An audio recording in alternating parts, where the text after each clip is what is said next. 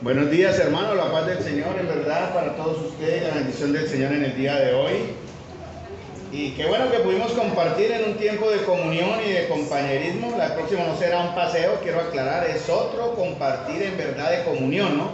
Les voy a dar el término para tener una idea de lo que vamos a hacer, pero en realidad los hermanos nos reunimos para mostrar lo que somos, mostrar verdaderamente qué somos como iglesia y como institución. Quiero dar la bienvenida a quienes hoy nos acompañan. Veo aquí Juan Carlos, el hijo del hermano Cristian y Teresa, el mayor Juan Carlitos, que está aquí acompañando. Sí, vino Ana María. Bienvenido, Juan. Gracias. Dios le bendiga. Gracias. Y bueno,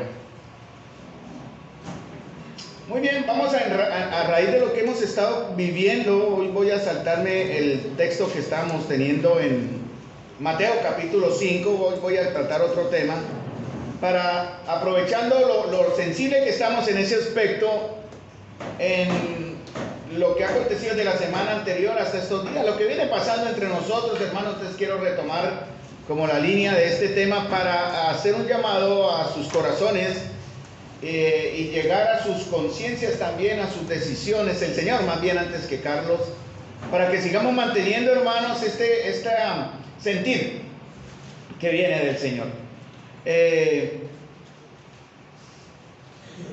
Una de las señales de los últimos tiempos, y debe ser sano estar recordando en qué tiempo estamos, porque es algo que escrituralmente Dios lo muestra, es claro, no hay duda al respecto. A nosotros nos corresponde estar muy inteligentemente atentos a esas señales, porque vienen tiempos peligrosos. La Biblia dice que vendrán tiempos peligrosos.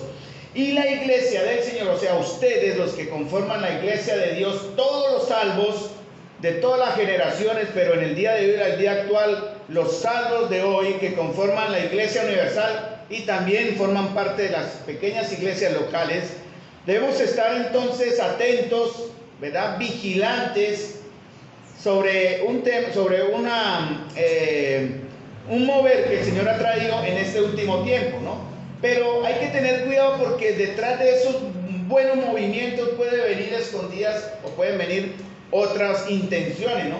Conocemos entonces, ayer hablamos algo rápidamente de ese famoso avivamiento que está teniendo en el estado de Kentucky, en una iglesia, en una universidad cristiana llamada Hasbury, donde por 3 semanas había un despertar, ¿no? Llegaron los muchachos a un devocional, pero el devocional no ha parado en prácticamente 3 semanas. Ya de lo que escuché hasta ayer ya estaba decantando un poquito. Lo que quiero explicar con esto y llamar la atención es que el Señor se está moviendo, ¿no? Y allí, en cierta manera, el Señor ha estado actuando. Hay que tener cuidado, porque ya hay noticias de ciertas cositas que ayer mencioné, pero no voy a mencionar ahora, de cómo el enemigo va a estar buscando introducirse, ¿no? Meterse para generar una especie de confusión y cambiar en realidad o perder valor al movimiento de Dios. Bueno, claro que para él será difícil, porque él no tiene el poder que el Señor tiene, obviamente, pero él va a aprovecharse y va a usar las herramientas que tiene a su mano, que son las personas. Y nosotros tenemos que estar muy atentos y cuidadosos en la palabra del Señor, de no permitir llegar a ser instrumentos de Satanás, instrumentos, ¿no? Y vamos entonces a Efesios capítulo 2. Ahora se está promoviendo mucho el ecumenismo, ¿no? La reunión de toda la fe en una sola, ¿no? El Islam, el judaísmo, el cristianismo, el catolicismo como tal, quieren unirse en un solo concepto que se llama la iglesia ecuménica, y todo se está preparando y está alistándose para la manifestación del mejor líder de los últimos tiempos. En realidad el mundo necesita un líder, aparentemente, y están enfocando en quién es el mejor líder que maneje el destino político del mundo hoy día. Bueno, nosotros tenemos un líder ya conocido que se llama Jesús, ¿no? Y es Jesús nuestro líder y Señor. Pero el hombre, la sociedad está buscando un liderazgo, ¿verdad?, que reúna todo en un solo movimiento político, que reúna todo en una sola fe, en cierta manera, que reúna todo bajo su cuidado y control, pero con una intención obviamente malévola en esto, ¿no? Porque él va a pedir, después de cierto tiempo y cierto control, que las personas le adoren y le honren. Nosotros estamos acá, hermanos, reunidos en esta mañana para adorar a aquel que es el Señor de señores, el Rey de gloria, ¿verdad? No estamos para exaltar hombres, sino para en verdad enfocarnos en quién es verdaderamente y conocer quién es verdaderamente nuestro Señor y Salvador. Y el Señor ha dejado en su palabra una serie de ilustraciones o de ejemplos que en Efesios comienza a mostrarse un poco más sobre la nueva relación que Él tiene con el hombre a través de la iglesia, ¿no? Doy gracias al Señor que en las promesas que Dios da a nosotros no estaremos para cuando el juicio de Dios llegue sobre aquellos hombres impíos, sobre aquellos que adorarán a aquel líder religioso, político y económico que el mundo está esperando. La iglesia va a ser protegida, y eso está en la palabra claramente enseñado, que la esposa del Señor va a ser guardada de estos tiempos de prueba. Pero antes que eso pase, nosotros tenemos que estar atentos, hermanos, y debemos estar muy cuidadosos, velando, cuidando la verdad del Señor, cuidando nuestra vida como creyentes, como hijos de Dios, testimonialmente hablando, preparándonos para los primeros avances de este mal en la sociedad. Porque la Biblia dice en Mateo que vendrán tiempos, como dije anteriormente, tiempos peligrosos, y será un comienzo de dolores, como la mujer en parto. Ya tenemos 3 hermanitas que están a meses de empezar a sentir esos dolores. Yo nunca los he sentido, creo que jamás los sentiré. Obviamente el hombre no fue diseñado para eso, por eso me da tanta risa cuando uno escucha por ahí aquellos transgéneros que dicen que el hombre menstrue es unas estupideces que biológicamente son burla, pero ellos en su imaginación se creen esas mentiras y en su imaginación se condenarán. Damos gracias al Señor por su creación maravillosa, al permitir que la vida esté formando. Ahorita estoy viendo el vientre de Yuri acá, un bebé formado ya, y el Señor que está creando ahí, el cual está viendo, ya visto a los ojos de Dios. Allá está Elena con su nietecita, que ya fue formada en el vientre de Luisa hasta que llegó el momento de dar a luz. Y esa niña ha visto a Dios, y el bebé que viene próximamente ha visto a Dios, y el bebé que está formándose en el vientre de Jennifer y de Jenny también ya ha visto a Dios. Todos nosotros en algún momento vimos al Señor. Pasa es que ya lo hemos olvidado porque ya estamos en una dimensión humana, pero mi embrión vieron tus ojos, dice en el Salmo que el Señor nos muestra en su palabra y que nos enseña cómo es el proceso de Dios. Pero vamos a la escritura, Efesios capítulo 2, para no alejarme mucho en esta introducción. Quiero recordar que toda la creación, aunque no está redimida, está esperando, ¿no? La liberación de ese dolor que por causa del pecado la creación sufre y el hombre sufre. Pero en esta mañana estamos acá reunidos los libres del Señor, ¿verdad? Los que hemos sido liberados por el Señor, los que hemos sido comprados por el Señor, los que hemos sido apartados por el Señor. Espero que la totalidad de los que estamos acá, incluyo a todos los que estoy viendo en este momento, estén seguros que ustedes son ahora conocidos o somos conocidos por el Señor mismo, y que hemos sido apartados para un propósito especial. En Efesios capítulo 2, versículo 11 al 22, no lo voy a leer pues por el tiempo obviamente, pero comienza a hablar del tema principal que hemos estado hablando en estos últimos meses y que hemos comentado, pero que es necesario estudiar a profundidad, que es la unidad de la iglesia. La unidad de la iglesia se va a manifestar en 3 aspectos importantes que se mencionan aquí en Efesios capítulo 2, versículo 11 al 22, ¿no? 3 aspectos importantes, mis amados hermanos, que deben manifestarse en nuestra vida como individuos, individualmente, y como iglesia, ¿verdad? Y es por ejemplo, Efesios capítulo 2, versículo 16, se habla de la iglesia. Vamos a leerlo, ese sí lo leo. Capítulo 2, versículo 16, dice de Efesios 2, me fui al 3, perdónenme, 2:16, dice la escritura: y mediante la cruz reconciliar con Dios.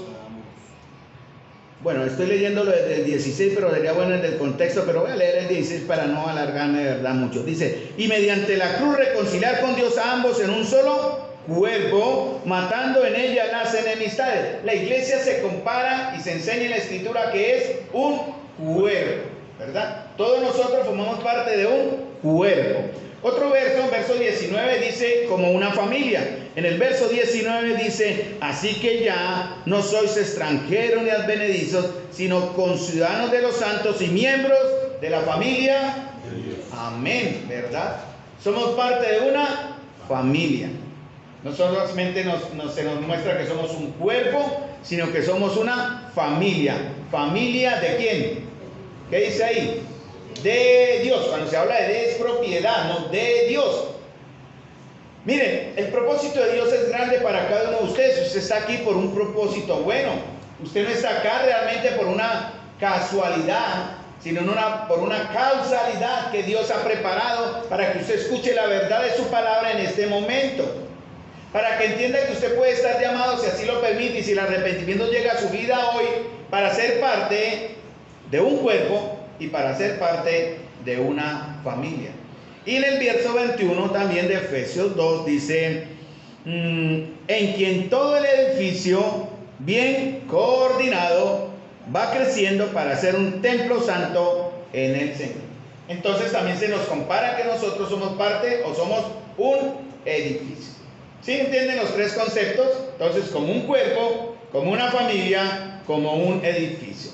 Pero Satanás desafortunadamente se ha introducido en ese cuerpo, en esa familia y en ese edificio, de una manera no como decir frentera, por decir así, sino escondidamente.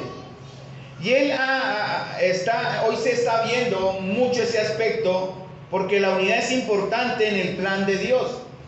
Y él quiere que la iglesia crezca como un cuerpo sin disciplina, que la iglesia o los creyentes en el Señor que formamos ese cuerpo crezcamos como una familia sin gobierno, y que aquellos que somos hijos de Dios y que somos parte del cuerpo y de la familia seamos un edificio sin un fundamento. Por eso él empieza y dice el Señor y advierte que en los últimos tiempos vendrán falsos profetas y falsos maestros enseñando mentiras y herejías destructoras, como el caso de la señora que les comenté al inicio de la reunión. Es algo tremendo, no sé en qué va a terminar todo eso, pero yo sí, sin ser profeta, auguro que nada bueno saldrá de lo que ella está haciendo, porque realmente no está en realidad guiada por el Señor, por el concepto tan errado de la escritura que ella quiso enseñar. Entonces Satanás ha dañado a la iglesia en este último tiempo, ¿no? Su trabajo se ha facilitado mucho por causa de aquellos falsos creyentes, tanto líderes como pastores en verdad, en general, que han permitido dentro de la comunión de la iglesia, del cuerpo, de la familia y del edificio de nosotros, costumbres y prácticas extrañas que solo tienen un origen en la ignorancia, en la desobediencia, en la dureza, en el pecado y en otras causas. ¿Quiénes componen la iglesia verdadera de Dios? Juan 17:8, y lo leo para el que no tiene práctica rápida en buscar en la Biblia. Juan 17:8 dice: porque las palabras que me diste les he dado, y ellos, o sea nosotros, las recibieron y han conocido verdaderamente que salí de ti y han creído que tú me enviaste. ¿Quiénes componemos la iglesia de Dios? Los que hemos recibido la palabra de Dios, los que hemos conocido a Jesucristo y los que hemos creído en Jesucristo. Usted llega a ser parte de la iglesia del Señor por estas tres razones. No por crecer en la iglesia tradicional, ya sea católica o evangélica, no, eso no tiene nada que ver. Yo nací como católico y después de los 15 años pasé al evangelio. Y al haber nacido católico y después pasar al evangelio no me hace salvo. Tuve que pasar el proceso de haber conocido al Señor y haberle recibido como mi Señor, como el Salvador y Señor. De lo contrario, sería en este momento un religioso más en una religión más.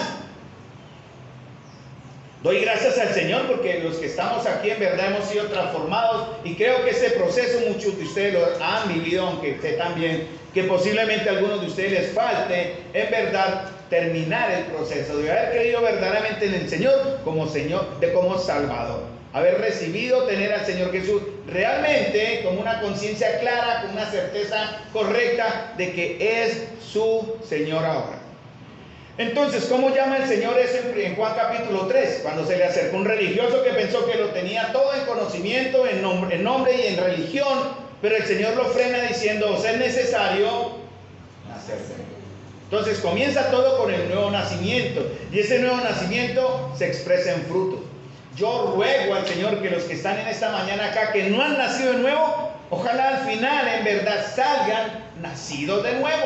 Un proceso que solo es de Dios, no es por estar aquí, por cantar bonito, por escuchar al Señor en la enseñanza, sino porque ustedes van a tomar una decisión por Cristo, pidiéndole a Él, obviamente, recibiendo su perdón y aceptando en verdad el sacrificio de Él como para mí. Esa es la clave, esa es en verdad la solución. ¿Qué pasa con los bebés como la nieta de Lenita que está acá, como el bebé Yuri, Jenny y Jennifer?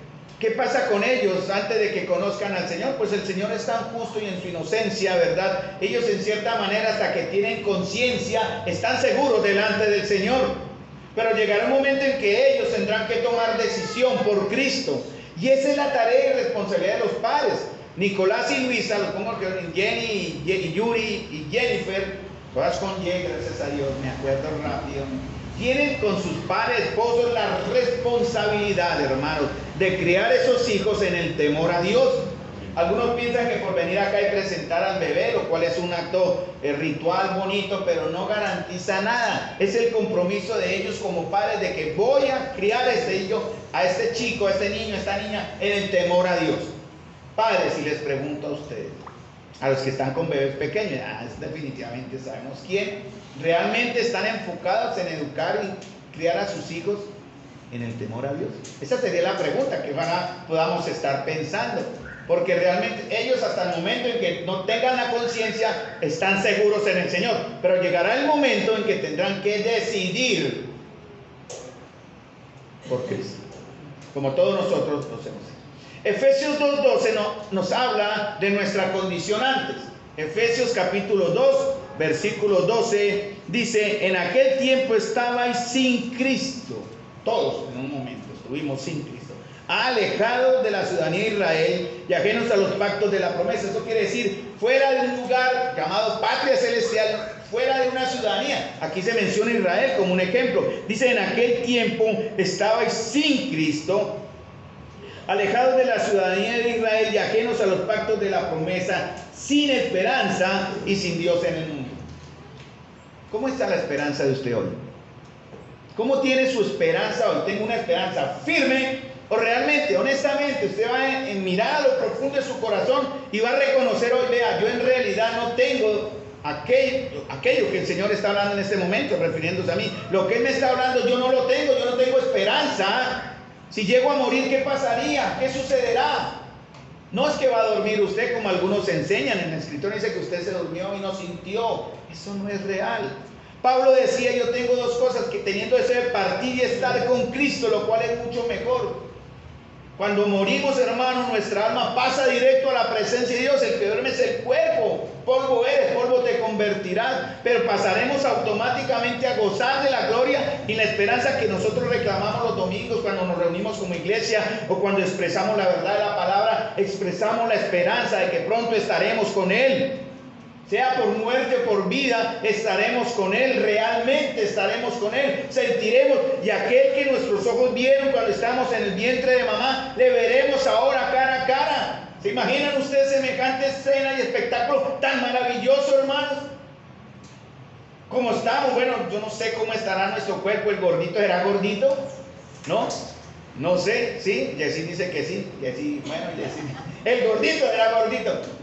Pero eso cuando mi cuerpo vuelva a mi alma, porque el Señor llegará y llamará y recogerá, y mi cuerpo será levantado incorruptible, gordito, flaquito, como cantamos, ¿no? Gordito, flaquito, pero grande para amar a mi Señor. Y lo veremos, hermano. Negrito. Aquí quiero expresar eso, no importa que usted sea alto, bajo, gordo, flaco, negro, amarillo, rojo, la raza que sea, somos iguales en Cristo. En Cristo no hay yugo desigual. Cuando se habla en la Biblia de yugo desigual, en Corintios se habla de un aspecto espiritual, el que cree y el que no cree, solo hay yugo desigual, ¿cierto? Pero si yo, ¿quién era? Moisés estaba aparentemente en un yugo cultural desigual. Él estaba con una mujer morena, ¿cierto? ¿Se acuerdan? Que lo criticaron y se levantó un problema en el pueblo por eso, porque él estaba con una mujer morena, negrita. Eso no tiene nada que ver, era un yugo cultural desigual, está bien, se aplica la palabra, pero no es el yugo desigual que habla la escritura espiritualmente hablando. Por eso el Señor dice: no se unan, el yugo es igual con el incrédulo. Entonces, estamos orando porque el Señor traiga buenos varones chinos, japoneses, blancos, negros, blancos, amarillos, rojos, blancos, para nuestras hermanitas aquí, no importa. Ricos, pobres, ojalá ricos, ¿no? Educados o no educados. Pero hermanos, no, lo que quiere decir Lidia, no entendan. Porque antes éramos iguales, todos iguales, íbamos directo al infierno. Ahora esa era nuestra condición. Según Efesios 2:12, estamos sin nada, sin esperanza y sin Dios en el mundo. Pero dice, ustedes en otro tiempo no eran pueblo, pero ahora sois un pueblo de Dios, que en otro tiempo no habéis alcanzado misericordia, pero ahora alcanzamos misericordia. Yo doy testimonio de haber alcanzado misericordia del Señor, hermanos. He estado testificándole a la niña, la venezolana de los tintos de Cañaveral, y resultó que era cristiana. Y yo, oiga, qué bueno, le puedo decir, hermana. Me dice, no, ¿pero por qué? Porque yo me alejé. Y dije, ¿pero cómo así se alejó? Bueno, estamos en ese proceso, yo tratando de llevarla a que ella entienda su identidad en Cristo. Porque dice, mi mamá ora mucho por mí, pero yo he pecado contra el Señor. En eso estoy, eso fue lo que hablé con ella, ¿no? Que en el Señor hay perdón. Que si usted es una hija de Dios verdaderamente, habiéndolo aceptado Él como Señor y Salvador, realmente conociéndole, usted ya, y le cité Juan 1:12, Juan 5:24, está leyendo la Biblia, me dijo toda contenta, mire don Carlos, empecé a leer la Biblia, qué bueno, vamos a leer entonces Juan, llegué a que leyera, vamos a ver si lo lee, pero que lea Juan, para que entienda las promesas del Señor, de que ahora en verdad hemos alcanzado misericordia. ¿Cuál es nuestra condición ahora? Efesios 2:13 y 14, 2:13 al 15. Dice, pero ahora en otro tiempo, que en otro tiempo estaban lejos, ¿qué dice ahí?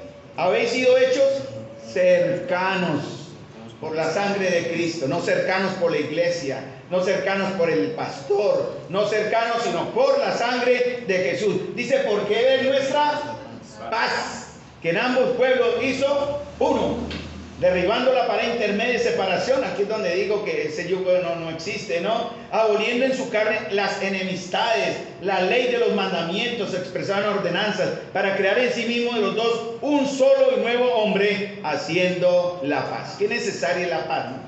Hoy día se busca en estas mentiras de política ese aspecto de la paz total, estable, duradera. Puras mentiras del diablo, eso no va a ser. La palabra de Dios dice en Isaías, no hay paz para el impío. Es imposible. Y así quieran armar la triquiñuela para incluir a mentirosos y asesinos en procesos de paz fallidos, no va a ser posible. Tenemos que orar porque el Señor guarde a la fe, porque la fe va a ser perseguida por medio de los impíos que hoy gobiernan. Dice 1 Pedro 2:9, ustedes son un linaje escogido, ustedes son una nación santa, ustedes son un pueblo adquirido por Dios. Eso somos ahora, hermanos, y los que están aquí, que aún no lo son, lo pueden llegar a ser hoy, si no endurecen su corazón. ¿Cuál es nuestra condición futura? La condición anterior, como dice en Efesios capítulo 2, dice que nosotros éramos enemigos, dice, Él os dio vida cuando estabais muertos en delitos y pecados, pero Dios, que es rico en misericordia por su gran amor con que nos amó, que aún nosotros estando muertos en delitos y pecados, nos dio vida juntamente con Cristo. Hermanos, ninguno de ustedes, ninguno de nosotros llegó al Señor por voluntad propia. Un muerto no se mueve. Por voluntad del Señor Él nos dio la vida y nos dio el empuje necesario para llegar a creer.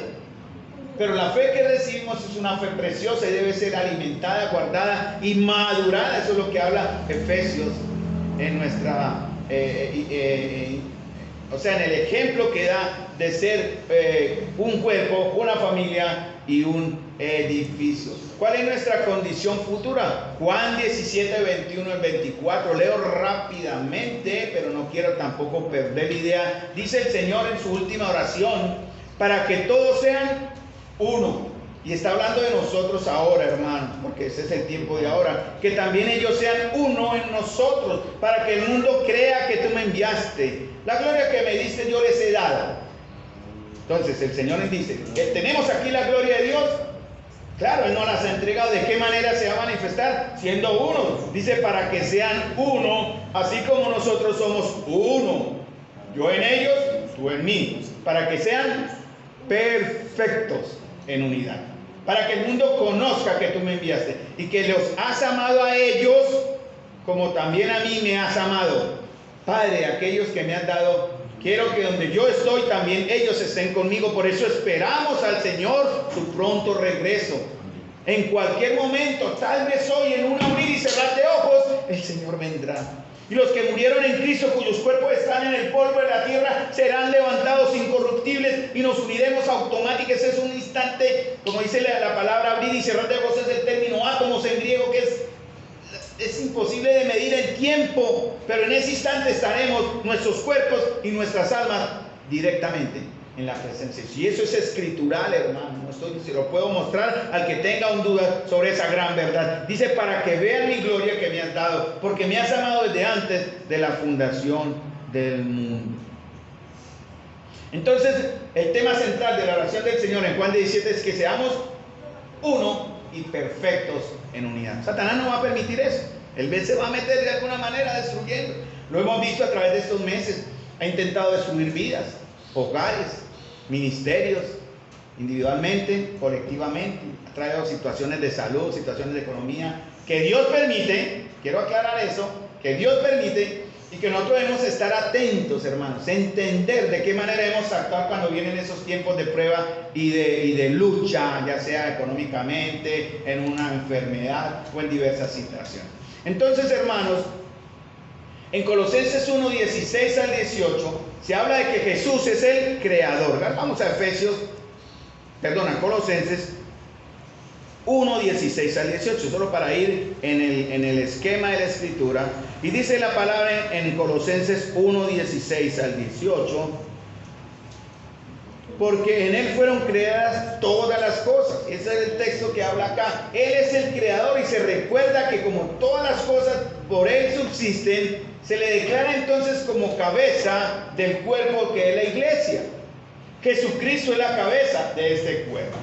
Venimos a ser miembros de su cuerpo cuando con fe y arrepentimiento venimos ante Él y entregamos nuestras vidas. Pero solo cuando Él nos permite en verdad en su misericordia y nos motiva, nos levanta. Ahora estamos en una posición dada por Dios, hermanos.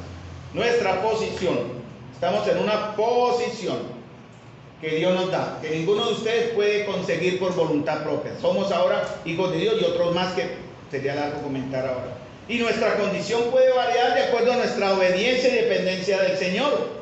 Entonces, ¿qué es lo que busca el Señor? Que nuestra posición y condición, que Él nos ha entregado con un propósito específico, manifestemos, unidad. Sí, creo que estoy hablando claro, ¿no? No hay confusión hasta ahora. Si hay algo que no entiendan, por favor, alcen la mano, porque creo que es posible, ¿no? Que algunos de ustedes digan, pero ¿de qué está hablando el Señor allá? Y yo le puedo volver a explicar y comenzamos desde el principio. No creo que quieran eso, pero varía. Lo importante, hermanos, es que entendamos el concepto de la Escritura sobre lo que significa ser uno, ¿verdad? Unidad del Padre, del Hijo y del Espíritu Santo aquí en la iglesia, funcionando como un cuerpo cuya cabeza Cristo la nutre, la sustenta, la prepara y la santifica. Y eso solo será posible en la medida en que entendamos nuestra responsabilidad en mantener la unidad. Entonces el Señor dice, quiero que sean uno. Fácil sería que Él diera la unidad, pero Él no puede hacerlo, no porque no quiera y no puede en realidad, sino que nos toca a nosotros trabajar por eso. Esa es la tarea como iglesia, ¿no? 1 Corintios 12, 27. La unidad de los creyentes como un cuerpo. Vosotros pues sois el cuerpo de Cristo y miembros cada uno en particular. Cuando usted conoce la verdad y la fe, usted queda en ese momento, deja de ser individuo, aislado, sin objetivos, adquiere responsabilidades y el deber de mantener un concepto que estamos hablando hoy, que se llama la unidad del cuerpo, en la cual usted se ha incorporado. Y lo más importante que hay que recalcar en esto, hermanos, es que ustedes o nosotros nos hacemos responsables ante Dios por eso. Es maravilloso entender que somos parte, ya no somos sueltos, no estamos aislados, sino somos parte de una comunión magnífica, santa y perfecta. Pero si no la cuidamos, hermanos, Dios nos traerá también a cuenta. Porque eso significa despreciar y no tener en cuenta el valor de aquel que se sacrificó para hacer de nosotros un solo cuerpo. 1 Corintios 12, 13 dice, porque por un solo espíritu fuimos todos bautizados en un cuerpo. La unidad en la iglesia significa que nos debemos preocupar los unos por los otros. En el versículo 22 al 24 de 1 Corintios, Pablo dice que debemos especial cuidado a los miembros de nuestro cuerpo que son más débiles, ¿sí? En 1 Corintios, menos dignos o menos decorosos, que aquellos que son más débiles o tienen necesidades especiales en la iglesia reciben un cuidado especial. Y esto, hermano, es algo que debemos seguir trabajando y lo estamos haciendo muy bien. Por eso mire, la canasta de amor es una manera de mostrar ese cuidado hacia aquellos que están débiles en ese aspecto de tener un sustento, para usar el término debilidad, ¿no? No sé cómo el proceso, pero hay un orden que las hermanas responsables han organizado y a todos les va a tocar su canasta de amor, ¿verdad? Hay un hermano, si lo han visto, de pronto no lo juzguen, él tiene el permiso de entrar y buscar algunas cositas que necesita inmediatamente. Él a veces viene y dice, aquí hay azúcar para el tintico, y él se lleva el azúcar. Entonces, cuando lo vean, no le digan, ay, hermano, se le está metiendo la mano. No, es que él sabe, no lo voy a mencionar, pero él sabe, se está riendo ahora. Él lo puede hacer, porque también es para él. Esta canasta es para uno de ustedes, es una parte de mostrar de una forma práctica el cuidado los unos a los otros. Entonces, si un miembro de nosotros sufre, ¿qué pasa? Todos debemos sufrir. No es que tengamos, debemos. Es nuestra tarea, es parte de nuestra esencia ahora. Y no debe darnos penas identificarnos con el que sufre, ¿no? Condolernos, llorar, reírnos con el que ríe y llorar con el que llora. Si un miembro del cuerpo se alegra, todos nos celebramos con él. En esta vida compartida que distingue, esta es la vida compartida, que nos distingue, ¿verdad? Nos hace diferentes. Hay hermanos que no reciben el consejo, hermanos. Ustedes lo saben, que hay arrogantes. Hay en la iglesia hay hermanitos así, que aún están aprendiendo, son niños, son arrogantes, sobrados, demuestran su inseguridad y falta de compromiso. Ellos dicen que no necesitan a nadie de la iglesia. ¿Cuán equivocados estamos? Vamos a demostrarles que sí se necesitan, que sí nos necesitamos. No los vamos a juzgar mientras crecen y maduran en Cristo. Según ellos, nadie se puede meter en la vida de ellos. Una vez uno me dijo, no se mete en mi vida, porque yo fui a darle un consejo y dije, bueno, listo, hermano, no me meto en su vida. Pero lo digo con la franqueza y le agradezco la honestidad. Y no por eso me afectó al principio, ¿no? Duré como un mes deprimido y triste. No, mentira tampoco, pero sí me entristeció. Porque la intención detrás de esto era ayudarle a ser mejor, no meternos en lo que no nos importa, como algunas de pronto pueden pensar. Cuando lo único que buscamos es ayudar para que se integren y reciban crecimiento, eso es tarea de todos, hermanos. Si somos parte de un cuerpo y responsables, debemos prestar un servicio. Dale a entender que sus errores van a lastimar a la totalidad de la iglesia y van a afectar a los demás en la congregación. ¿Recuerdan el caso de Acán? ¿Conocen la historia de Acán? Cuando el Señor dijo, entren y maten de ahí frente a todos. Esa era la orden de Dios y Dios no estaba siendo injusto a los cananeos en Jericó. Maten. Y entraron de frente todos dando espada, pero a cambio un manto babilónico y unas piedras de oro en la tienda, dijo, las cojo. No le dijo a nadie, no estaba haciendo mal, era ahí, unos tesoritos ahí. Y los cogió y los escondió en su tienda. ¿Qué pasó? ¿El Señor se agradó con eso? No. Y el pecado de Acán afectó tanto que murieron varios en esa batalla. Y dijeron todos, ¿por qué murieron? Entonces dijo, alguien ha tomado el anatema. Vamos a averiguar quién es. Y los pusieron a todos y empezaron uno por uno a preguntar. Cuando llegaron a Acán, él se dio, confesó, yo he pecado, yo vi, yo tomé el manto, está escondido en la tienda. ¿Qué hicieron como castigo? ¿Se acuerdan la historia? Murió él y su familia. ¿Pero qué culpa tenía la familia? Bueno, ellos vieron cuando él escondió el manto ahí, todos los tesoros en la tienda. Y así puede pasar con nosotros, hermanos. El pecado mío les afecta a ustedes. Mi propio pecado les está afectando. Si yo tuviera en este momento al día, en este instante, no digo que no peque, voy a claro. Pero si estoy en este momento con pecado, eso está afectando la comunión de nosotros. El pecado oculto de Acán les afectó y la única manera de corregir este desastre fue identificando al culpable y eliminar lo que causaba la división. 1 Corintios 1:10 dice, ruego, hermanos, que en el nombre de nuestro Señor Jesucristo que habléis todos una misma cosa, que no haya entre vosotros divisiones, sino que estén perfectamente unidos en una misma mente y en un mismo parecer. Porque aunque estamos en un cuerpo, hermanos, De muchos miembros tenemos diferentes funciones. Romanos 12:4 dice, ¿no? De la manera que un cuerpo tenemos muchos miembros, no todos los miembros tienen la misma función. ¿A qué fue llamado usted? A funcionar el cuerpo. Solo como ilustración le preguntaría a Jessica. Como ilustración. No conteste, diga, solo como ilustración. Yo solo como ilustración le preguntaría a Karen. Karen se frunce. Yo como ilustración le preguntaría a Ulises. ¿Qué lo puso a hacer Ulises aquí? A Kevin, a Stephanie, Daniela, Claudita, mi alumno Brandon. ¿Qué les puso el Señor a cada uno en particular? Para que el cuerpo funcione en perfecta armonía. Muchos miembros, diferentes funciones. Dice Romanos 12:5. Todos miembros los unos a los otros. Y la gracia de Dios es la que nos va a capacitar para que cada uno de nosotros asuma esa posición dentro del desarrollo de nuestra comunión. Efesios 4:7 dice: a cada uno de nosotros le fue dada gracia conforme a la medida del don de Cristo. 1 Corintios 12:7 dice: pero a cada uno le es dada la manifestación del Espíritu para provecho.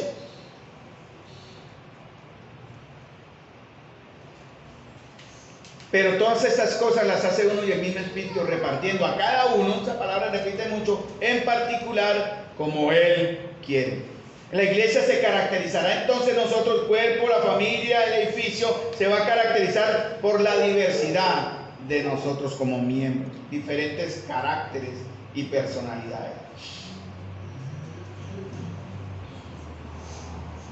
1 Corintios 12:18 dice: mas ahora Dios ha colocado los miembros, cada uno de ellos en el cuerpo, como Él quiere. Es como el Señor quiere. Yo no quise estar acá, yo no pedí estar acá. Créame, hay veces que hemos hablado de no, esto es demasiado, no, pero el Señor nos puso acá, hermanos, y queremos hacer las cosas bien, a excepción de que por pecado sea uno descalificado. El resto hay que seguir adelante, hermanos. Cada uno tenemos que llevarnos, no nos dejemos, no nos soltemos, hermanos, porque la analogía para la iglesia local es clara. La diversidad de servicios y ministerios aquí entre nosotros, de trabajo que hacemos, es necesario para que la iglesia funcione de manera adecuada. Amigos, me hicieron madrugar esta semana como 3 veces a las 5, a las 4:30 tenían que estar en el parque industrial porque le mandaron como tarea que hay una máquina, que hay un proceso en la fabricación de unas piezas que no está dando el resultado que se espera, y hay un error, hay una falla en algún lado del proceso, y lo mandaron a él, el que tenía que identificar la falla en ese proceso para maximizar el funcionamiento de la máquina. Y él tenía que ir allá a tomarle tiempo, cuánto demora en hacer un fresado, cuánto demora en montar una pieza, cuánto demora la máquina prendida, y tomando tiempos tratar de reducir, sumar para que la máquina produjera más y el operario produjera más, obviamente sin agotamiento físico. Hay que maximizar, hermanos, para que todo funcione. En esa empresa le tocó así, y a nosotros nos toca lo mismo. Tenemos que mirar de qué manera, hermano. Hay predicadores y maestros, hay pastores, líderes, y aquellos con talento para evangelizar o para ministerios de compasión.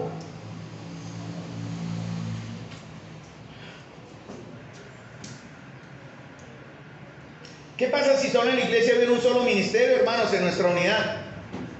Como iglesia, como familia, como cuerpo. Si solo hubiera un solo trabajo, porque muchos quieren ser el que está adelante enseñando, pero hay trabajos sencillos que no se ven, que Dios sí ve, que son muy importantes. Si toda la iglesia tuviera solo ministerios de compasión, ¿dónde se escuchará la voz de Dios cuando no hay enseñanza? Son manos pero atrofiados, piernas paralizadas, ojos enceguecidos, oídos sordos. Tenemos que ser miembros con diferentes talentos, diferentes roles, diferentes personalidades, diferentes culturas, para que nuestro cuerpo, iglesia, sea saludable. Tengo tanto para compartir, hermanos, pero el Señor es el que está guiando.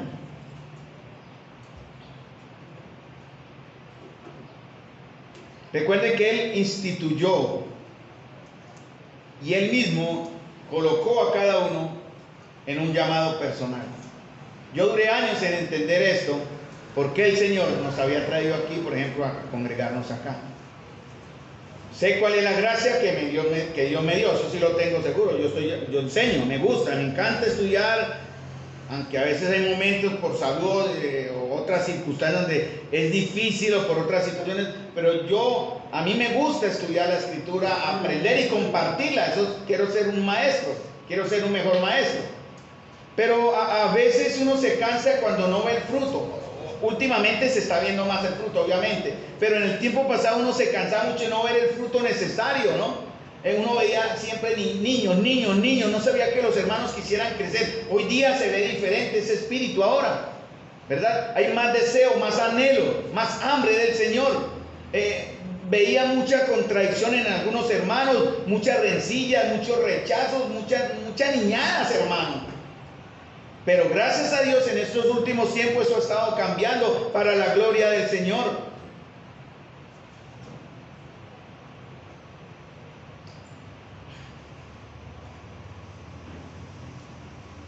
Colosenses 2:19.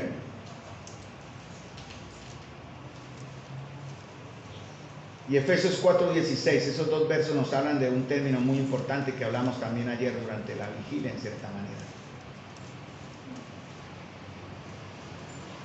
Mi tarea como maestro es que ustedes sigan la verdad con amor y firmeza. Esa es mi tarea, los que enseñamos, ¿no?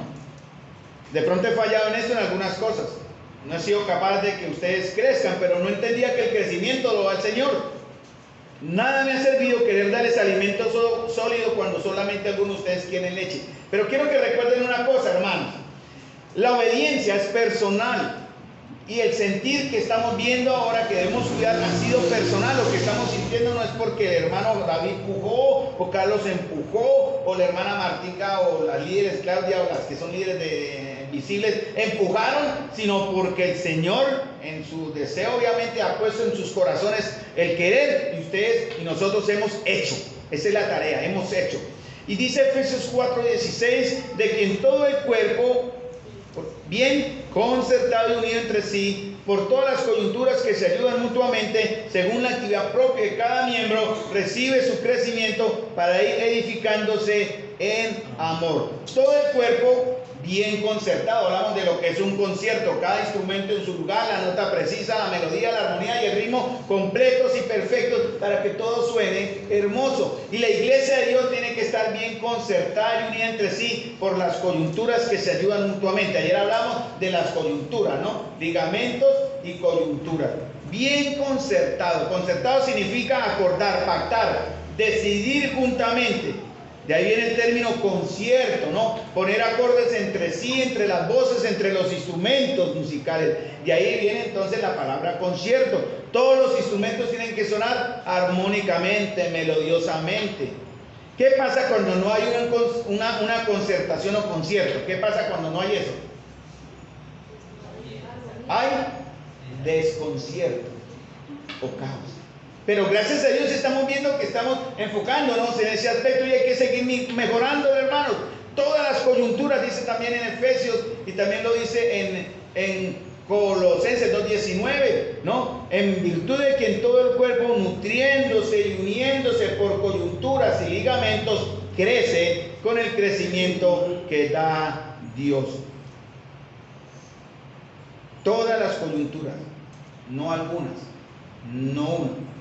El entendimiento viene del Señor, hermanos, pero la obediencia viene de usted y viene de nosotros.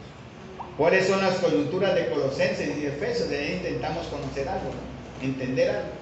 Las coyunturas son las articulaciones, esa parte del cuerpo que permite que dos huesos o más se unan, ¿no? Les hablé del caso del cliente que le hicieron trasplante de cadera y visualmente es impactante ver cómo trabajan eso, ¿no?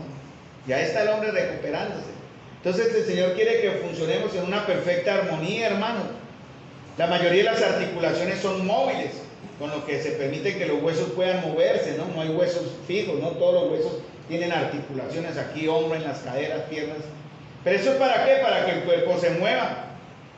La palabra coyuntura significa dos cosas. Con, o viene en latín, lo menciono acá porque lo tengo como ilustración, como información.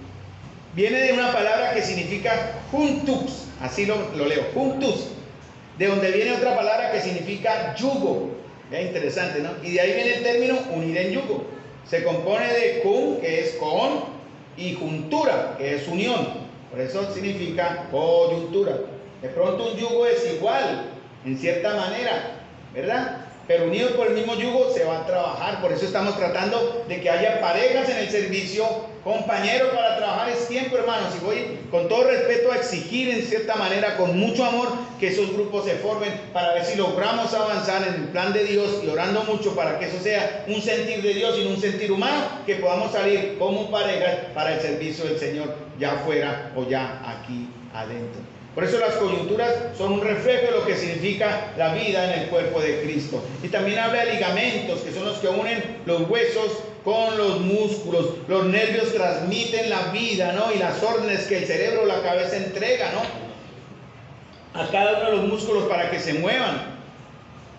Entonces, hermanos, si en la iglesia alguno de nosotros no tiene la voluntad de hacer la función para la cual el Señor Santo, el Espíritu Santo le ha llamado, ¿cómo se vuelve entonces? ¿Cómo nos llama la Biblia? ¿Cómo nos llama el Señor?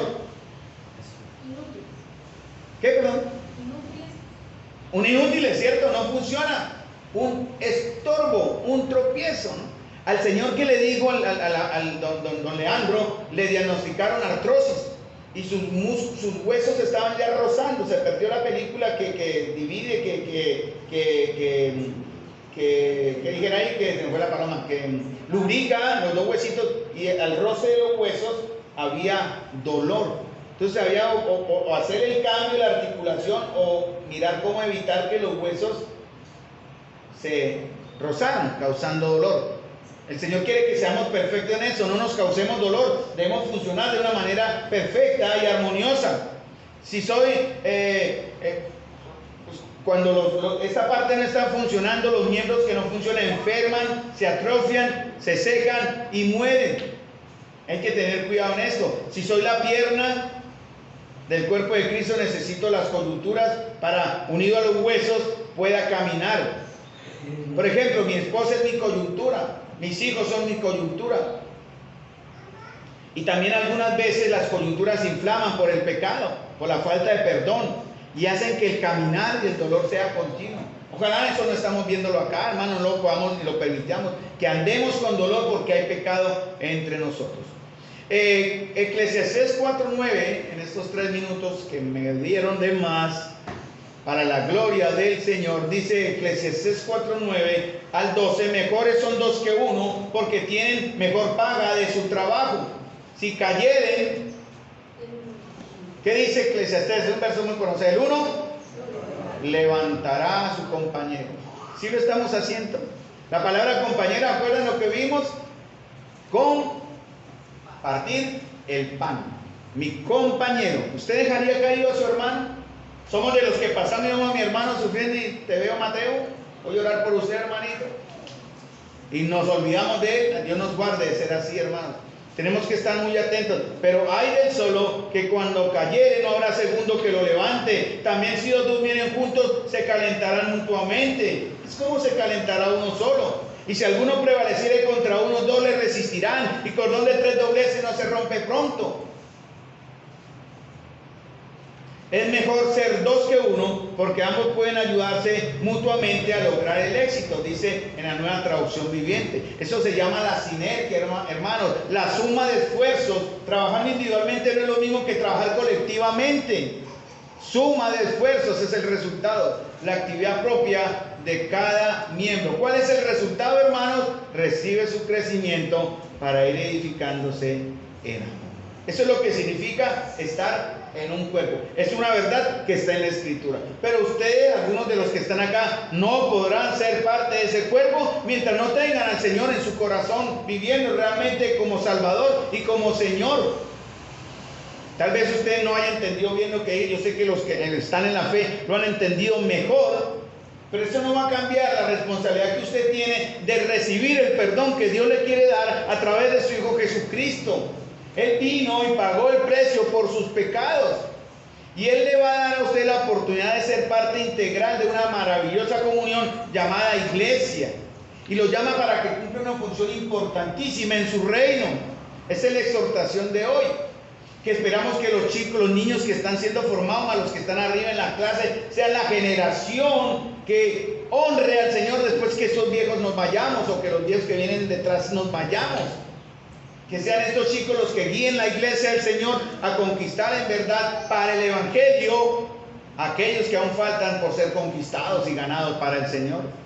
Tenemos que trabajar por esto, hermanos, y prepararnos para esto también. No se rindan, hermanos. No se rindan aquellos. Hay un término en la Biblia, 2 minutos porque el término me vino a la mente y será por algo, que se llama la perseverancia del cristiano. Es una doctrina en la Biblia. ¿Qué significa la perseverancia? Que el que es de Cristo permanece en Cristo. No se va de Cristo. No rechaza a Cristo. Puede volver. Mire, yo duré 12 años. Y hoy en día soy testigo, aunque en ese momento no lo entendía, de que el Señor me preservaba, aunque yo no hubiera perseverado. Un verdadero hijo de Dios se mantiene, se protege, se está ahí, no se rinde. Algunos de ustedes han dicho, yo en un momento le dije, me rindo, ya no sigo más. Algunos tal vez han pensado, ya me vuelvo al mundo, esto no es lo que yo esperaba. Hágalo si quieren, pero eso va a demostrar que verdaderamente usted nunca fue del Señor. El verdadero creyente, el verdadero hijo de Dios persevera. Y el verdadero hijo de Dios persevera porque está siendo preservado por Dios mismo. Esa es la idea. Hermanos, les animo en el Señor a que mantengan su perseverancia, pero también porque el Señor les está preservando de todo mal. Porque usted verdaderamente en su corazón está y sabe si es del Señor. No se rinda, no vuelva atrás. Para los hijos pródigos, dejen ya de alimentarse de la inmundicia de los cerdos del mundo. Vuelvan al Señor. Cada uno de ustedes saben, de los que se han alejado, tienen en su corazón esa semilla. Dejen que dé fruto. El Señor quiere que dé fruto y está listo a dar fruto en ese buen corazón. Ya no coma más de las algarrobas del mundo, hermano, si usted está en esta condición. Vuelva al Señor, el cual es amplio en perdonar. Esa es la idea. Eso es lo que yo le he dicho, por ejemplo, a la niña de los títulos. Ayer casi se me pone a llorar porque ella siente que, claro, ella sabe, no, el Señor no me ama, yo me alejé, yo abandoné y estoy en ese tratando de que vuelva a encontrar su identidad en Cristo, de que vuelva a entender su posición ahora. Es un trabajo. Satanás está luchando. Tal vez algunos de ustedes salen de acá y les entró por acá, les salió por acá. Pero bueno, Dios tenga misericordia de todos nosotros y de ustedes que están escuchando en esta mañana esta verdad. Padre Celestial, amado Señor, gracias te doy, Señor, por tus infinitos procesos y planes, Señor, en la vida de todos y cada uno de nosotros. Gracias por el amor, Señor, que nos has mostrado, Señor. Gracias por la misericordia que nos has entregado. Gracias por la verdad que nos has permitido entender. Gracias, Señor, porque en verdad tengo aún cierta esperanza, Señor, de ser recogido en tus brazos nuevamente, Señor, de aferrarme de la mano de la cual me solté por causa de mi rebeldía y mi pecado. Te doy gracias, Señor, porque en ti encuentro salvación. Te doy gracias porque en ti encuentro, Señor, perdón. Te doy gracias porque en ti encuentro también restauración. Te doy gracias, Señor, porque recibiré restitución también. Si mi hogar fue destruido por el pecado, puedo recuperar mi hogar. Si mi vida fue dañada, Señor, por mi rebeldía, Señor, puedo entender y puedo recuperar en realidad la estabilidad de mi vida perdida, Señor, en tu voluntad y en tu soberanía. Gracias te doy, Señor, por el amor hacia mí y hacia los que estamos acá, por tu gracia, Señor, mostrada para con nosotros. Te ruego en el nombre de Jesús, en la autoridad que da su nombre, Señor, que sigas trayendo este despertar, nos mantengamos, Señor, para gloria tuya, hasta tu regreso, Señor. Que podamos en verdad crecer internamente, pero también crecer atrayendo a otros para que conozcan la fe. Te doy gracias, Señor, por quienes hoy nos visitaron, Señor. Gracias por hablarles a su corazón. Ten de ellos misericordia si aún no han tomado decisión por Cristo. Te doy las gracias, Señor, por tu pueblo que aquí se reunió en el día de hoy, cada primer día de la semana, fielmente, y amándote, Señor, nos hemos reunido y nos reuniremos. Te doy las gracias en el nombre de nuestro Señor Jesús, para gloria tuya. Amén.